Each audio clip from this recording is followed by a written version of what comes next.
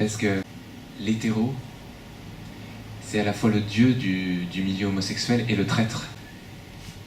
C'est le dieu parce qu'on rêverait, alors c'est déjà celui qui fait la une de nos magazines, dans Tétu, etc., même si maintenant on a remplacé les modèles par des personnes homo, mais l'hétéro c'est à la fois le fantasme numéro un, parce que nous, les personnes homosexuelles, on n'est pas intéressés. Dès qu'une personne devient homosexuelle, ça ne nous intéresse pas. Nous, ce qui nous intéresse, c'est l'hétéro, qui va devenir exceptionnellement homo pour nous. Donc c'est à la fois le traître et le trophée qu'on veut avoir. Donc on a un rapport de je t'aime moi non plus, d'attraction-répulsion pour l'hétéro. Quelles sont vos relations avec les hommes et les femmes, les effets qu'ils provoquent chez vous, attirance, etc. Maintenant, j'apprends à me réconcilier avec la différence des sexes. Parce que je sais que j'en ai eu peur. Et que chez mes amis homo, on a eu peur de la différence des sexes pour la rejeter dans notre désir. Et j'y travaille. Et ce qui est drôle, c'est que maintenant, dans mes conférences, je vois des couples femmes-hommes qui, à la fin, ou pendant la conférence, ils commencent à se pencher l'un vers l'autre en se disant « Ah, c'est génial, en fait, on a un trésor. Il faut qu'on en profite, quoi. La différence des sexes. On a un trésor. » Et je vois que,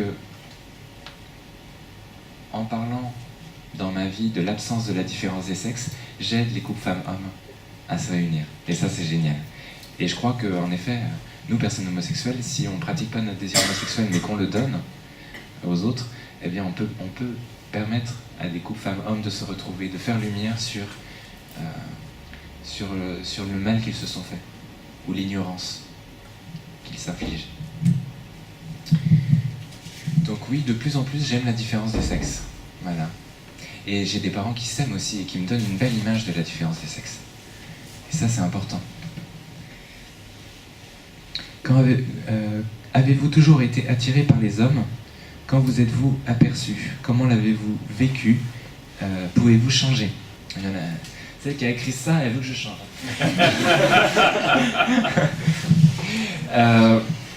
Je l'ai découvert à 10 ans. Et c'est les films, les catalogues par correspondance de maman. C'est pas des êtres de chair et de sang qui me l'ont appris. Et ça me fait dire que même si c'est un désir profond, il n'est pas fondamental et il est superficiel. Parce que, et d'ailleurs, très souvent, même si on ne l'avoue pas, c'est d'abord les images les images d'hommes-objets ou de femmes-objets qui ont fait créer le déclic, avant qu'après on tombe amoureux de son meilleur ami, ou d'un pote de classe, ou d'un prof, ou enfin je ne sais quoi, ou d'un collègue. Ce qui a stimulé d'abord, c'est quand même l'homme-objet. Et d'ailleurs c'est pour ça qu'on parle très souvent des poupées et des statues dans nos œuvres. C'est qu'il y a un lien entre idolâtrie, ou réification de l'homme, et homosexualité. Dieu a créé l'homme et la femme pour aussi procréer.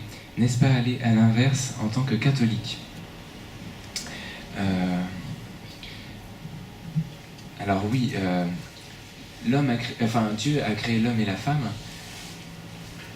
pour procréer, mais dans l'amour, hein, quand même. Hein. Je tiens à dire, il n'a pas créé l'homme et la femme comme des machines de guerre ou des machines de peuplement. Hein. Donc c'est important de le dire, parce que certains, finalement, ont une fige ou coupent la Bible là où ça les arrange en disant « croissez et multipliez ». Je cite Benoît XVI. C'est quel texte de Benoît XVI? Je sais plus. C'est dans une...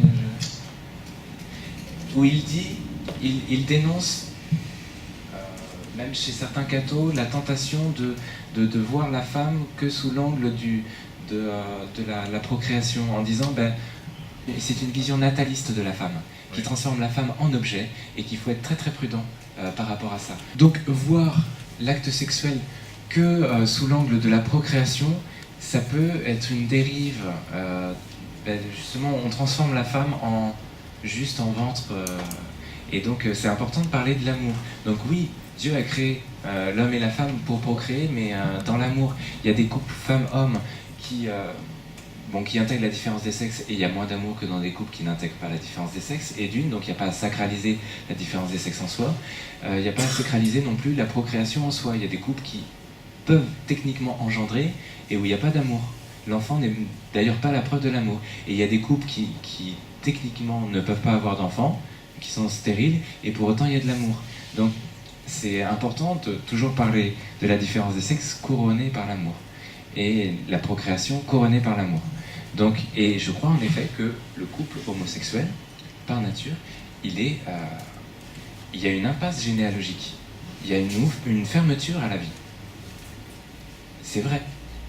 Donc, ça ne veut pas dire qu'on n'a pas d'autres fécondités dans le couple homosexuel, mais cette fécondité-là est à l'image déjà d'une fermeture à la vie par les enfants, mais aussi d'une fermeture aux différences en général. Parce que quand on se ferme à la différence des générations par l'enfant, on se ferme aussi à la différence des sexes, des espaces, des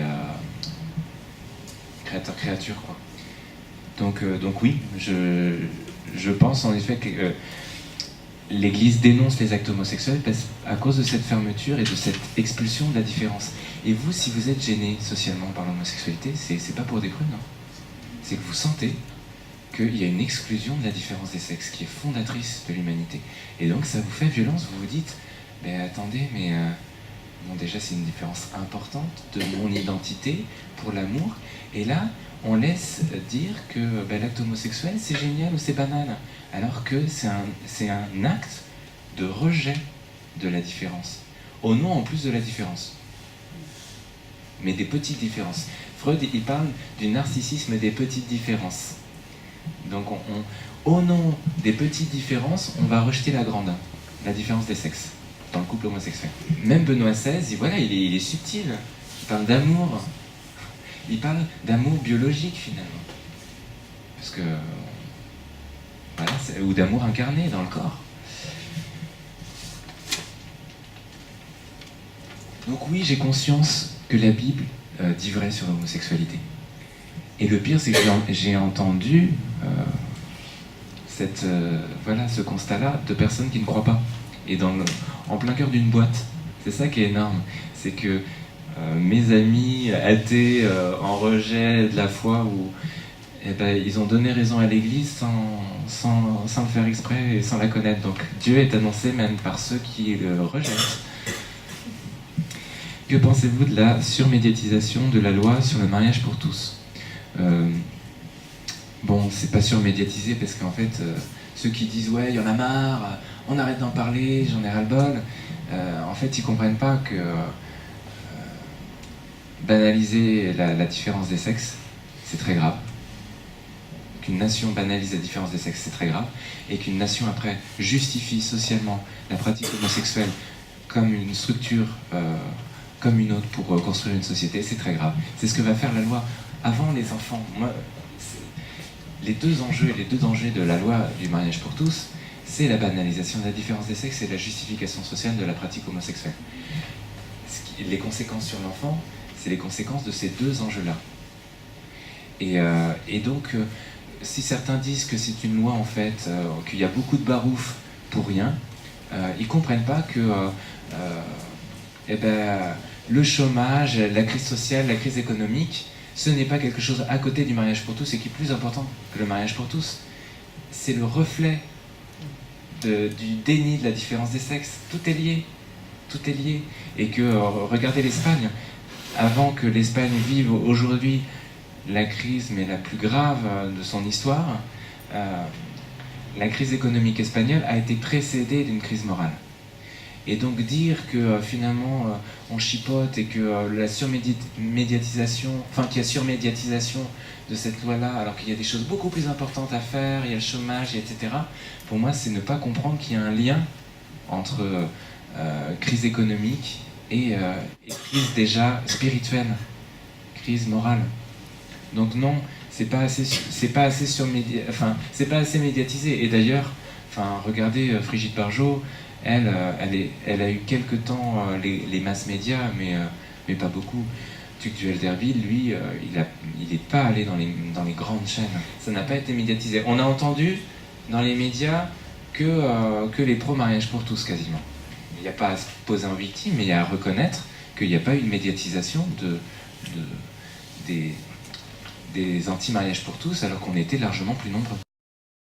Je vais prendre 3 exemples pour vous montrer qu'en fait, à force d'adorer la femme et de l'idolâtrer, on la déteste, dans le concret. Déjà au niveau iconographique, et puis après dans la réalité. Je prends trois réalisateurs qui passent pour les meilleurs amis des femmes. En France, François Ozon. En Espagne, Pedro Almodóvar. Et puis en Allemagne, Fassbinder. Alors, François Ozon, le film le plus connu, c'est 8 femmes. Où on voit 8 femmes. C'est les plus grandes actrices françaises qui jouent dans 8 femmes. Et qui donc, en fait, poussent le seul protagoniste masculin à la fin du film à se tirer une balle. Donc on ne le voit pas, le protagoniste masculin, mais il est quand même là, et c'est les femmes qui le poussent à bout. C'est les femmes de son entourage, ses maîtresses, ses filles, ses femmes, enfin, ses amantes. Et donc, on a l'impression que voilà, François Ozon, il a compris la femme.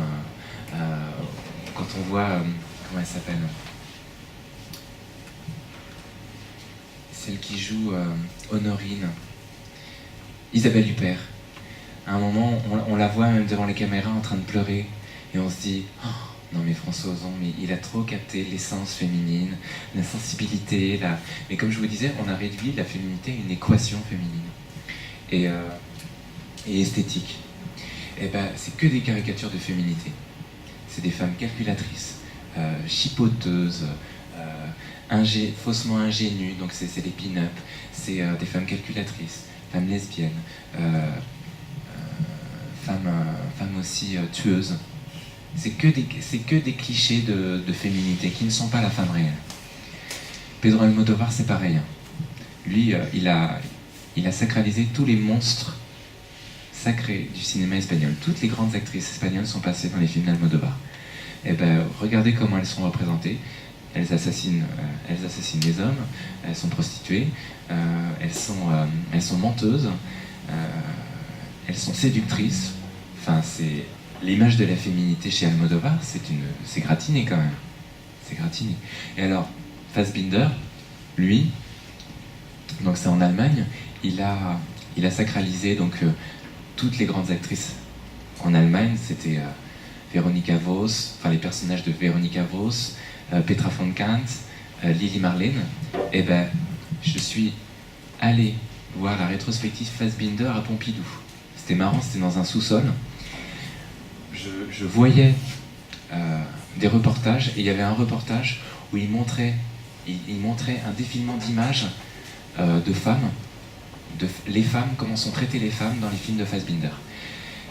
C'était un florilège, un cortège de violence. Les femmes, donc entre les actrices qui se prenaient un poing dans la gueule, qui se faisaient gifler, qui se faisaient rouler dessus par une bagnole, qui se faisaient tenir en laisse. Pasolini, c'est pareil. En Italie, Pasolini, c'est pareil. Et je me suis dit, mais c'est pas possible. Lui, Fassbinder, qui passe pour le meilleur ami des femmes, qui donne qu'une distribution féminine dans ses films, il montre la femme comme ça. Et en plus, après, en discutant avec un de ses assistants qui a tourné avec lui, il m'a dit il traitait comme ça les actrices, dans la vraie vie. Quand on est nous, personnes homosexuelles, dans un processus d'actualisation de pratiques homosexuelles, on en devient extrêmement misogyne. Et moi, c'est pour ça que je ne suis plus allé au Tango. Le Tango, c'est une boîte super sympa, un peu rétro à Paris, une boîte homo. Et depuis le jour où j'étais avec un groupe d'amis, il y avait un couple d'amis mecs à moi, il y avait moi et puis il y avait 7 filles. Depuis qu'à l'entrée, ils nous ont fait croire que la boîte était pleine alors que je connaissais tout à fait les horaires et que tous ceux qui faisaient la queue derrière nous sont passés, depuis qu'ils nous ont refusé à l'entrée. Mais ils ont été d'une misogynie, mais j'ai jamais vu ça, quoi. Ils ont demandé aux filles de s'embrasser pour prouver qu'elles étaient lesbiennes. Enfin, j'ai dit non, je boycotte ce monde homosexuel qui est d'une misogynie incroyable. Et aussi d'une misandrie incroyable, parce que on parle de la haine des femmes, mais la haine des hommes est très marquée, très très marquée.